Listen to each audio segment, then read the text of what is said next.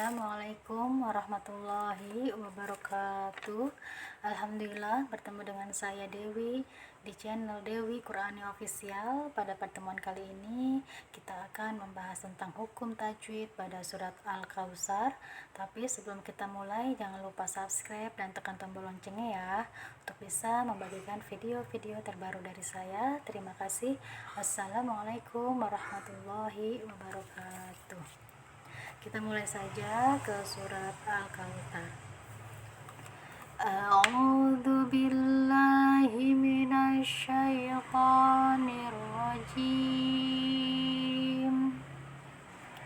Bismillahirrahmanirrahim.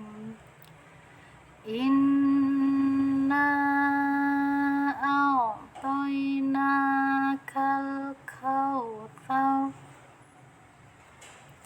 Nah, pada ayat yang pertama di sini ada Nah, di sini ada nun bertasdid. Kita hukumkan ini gunah, nun gunah. Artinya gunah itu kita berikan dengungan. Nah, cara bacanya kita tekan dulu karena ini ada tasdid nah kemudian didengungkan dengan cara ditahan nah ditahannya bisa 2 harokat atau lebih ya, nah di sini ada hukum bacaan mad jaiz mufasil. Kenapa? Karena ketika ada mad tabi'i, mana mad tabi'inya? Sini fathah bertemu dengan alif dan bertemu dengan hamzah di lain kata.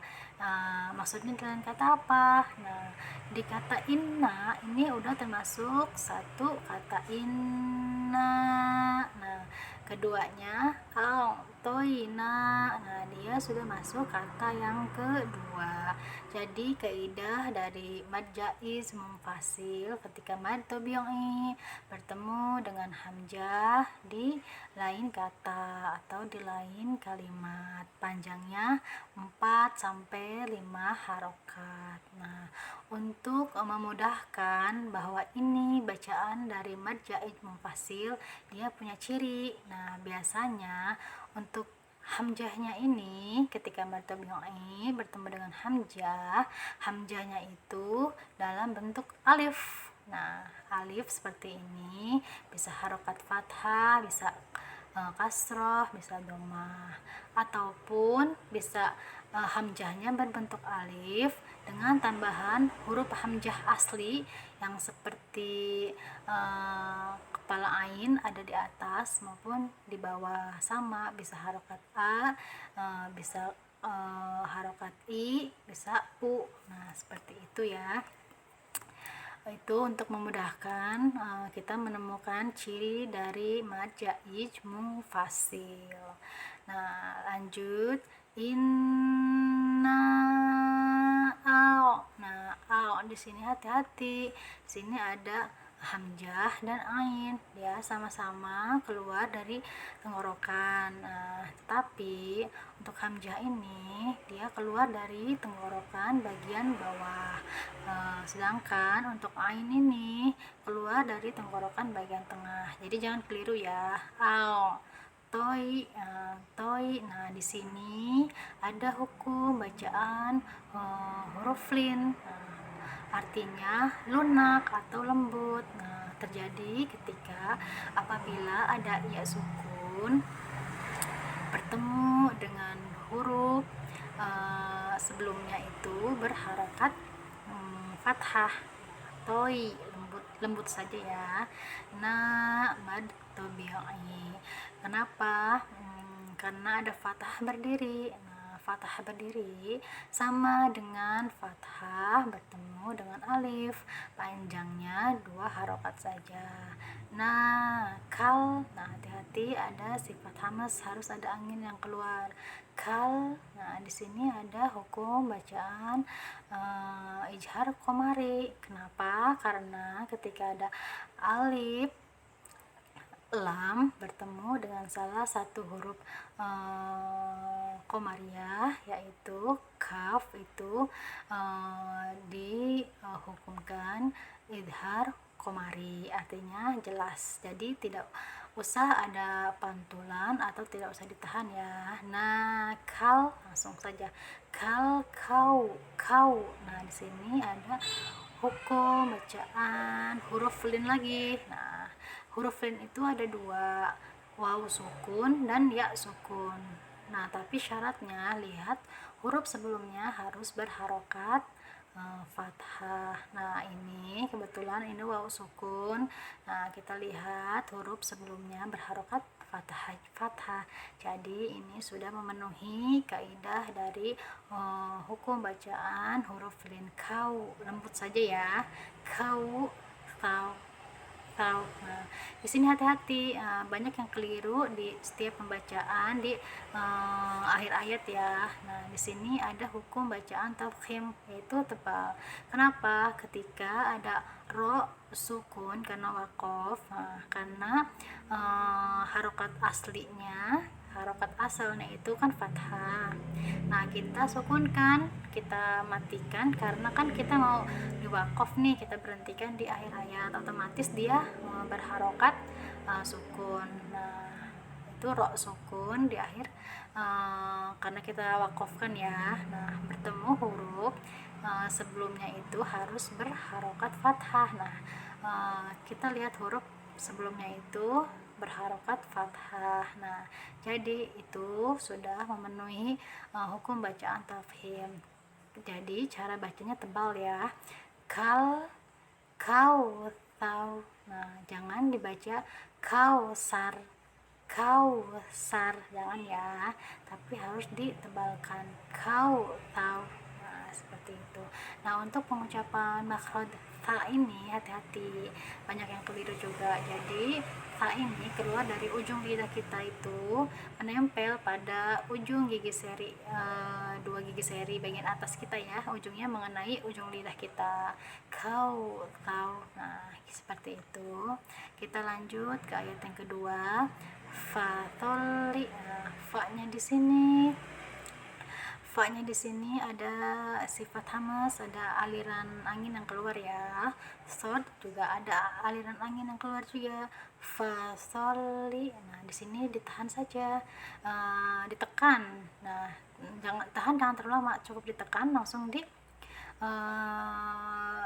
mengikuti harokatnya. Fasoli liorobika, lioro. Nah, ro di sini ro tafhim, karena ada ro berharokat fathah, jadi tebal.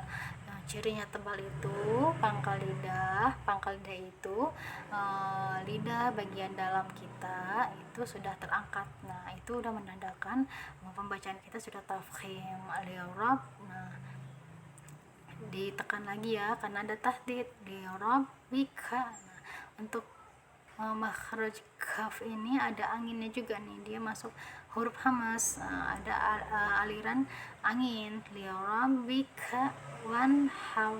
Nah, di sini ada hukum bacaan ijhar halqi. Kenapa? Ketika ada nun mati bertemu salah satu huruf ijhar halqi yaitu ha, jadi cara bacanya ijhar, yaitu jelas wan how. Nah, untuk ini hamzah wasol, namanya hamzah wasol, kita abaikan saja ya. Nih, one how. Nah, ini sama ya, sering terjadi kekeliruannya di sini di akhir ayat. Sama seperti ayat yang pertama, ketika ada ro sukun karena kita wakof atau karena kita berhentikan di akhir ayat, nah hukum bacaannya harus tafkhim, harus tebal ketika huruf sebelumnya itu berharokat fathah. Nah, jadi pembacaannya bukan wan har, tapi tebal ya, wan hau. Tebalkan seperti itu. Lanjut. Inna ini ada nun guna. Nun guna itu nun yang ada dengungan, jadi kita cara bacanya ditekan dulu karena ada tasdid, kemudian didengungkan, didengungkan sampai rongga hidung ya. Nah, lama dengungannya bisa 2 harokat atau lebih, seperti tuh. Inna sya, ini ada mad tabi'i. Kenapa? Ketika fathah bertemu dengan alif, dia panjangnya 2 harokat. Jadi dia sudah memenuhi syarat menjadi mad tabi'i. Syani aka. Nah, di sini ada sifat hamas lagi, anginnya jangan sampai lupa ya. Huwal, nah hak besar, hak yang keluar dari tenggorokan bagian bawah, huwal. Nah, di sini ada hukum bacaan huwal ijhar komari. Nah, ketika ada alif lam bertemu dengan huruf komariah yaitu hamzah, berarti cara membacanya harus ijhar. Nah, lamnya ini disebut lam komariah. Huwal ab. Di sini ada hukum bacaan qalqalah sugro. Kenapa? Ketika ada huruf qalqalah yaitu ba di tengah-tengah kalimat. Nah, cirinya itu sukunnya sukun asli di tengah kalimat, sukunnya asli ab. Nah, dia pantulannya kecil saja sambil jalan saja ya. Huwal ab. Nah, ab. Nah, tahu. Nah, di sini sama ada hukum bacaan tafkhim lagi, ro tafkhim. Kenapa? Karena ada ro sukun, karena kita wakafkan, karena harokat aslinya itu kan domah, kita sukunkan karena wakaf. Nah, kita lihat huruf sebelumnya itu harus berharokat fathah. Nah, jadi jika sudah terjadi seperti ini, dia sudah memenuhi hukum bacaan tafkhim. Jadi harus tebal ya. Huwal abtar, jangan abtar. Nah, jangan abtar. Banyak sekali kekeliruan ketika pembacaan di akhir ayat, di setiap akhir ayatnya ini ya. Nah, jadi harus diperhatikan lagi ya. Kita mulai dari awal ya, surat Al-Kautsarnya. A'udzu billahi minasyaitonir rajim. Bismillahirrahmanirrahim. Inna a'tainakal kautsar fasholli lirabbika wanhar. Inna syani'aka huwal abtar. Shadaqallahul azim. Alhamdulillah, cukup sekian pembahasan tajwid surat Al-Kautsar. Semoga bermanfaat. Wassalamualaikum warahmatullahi wabarakatuh.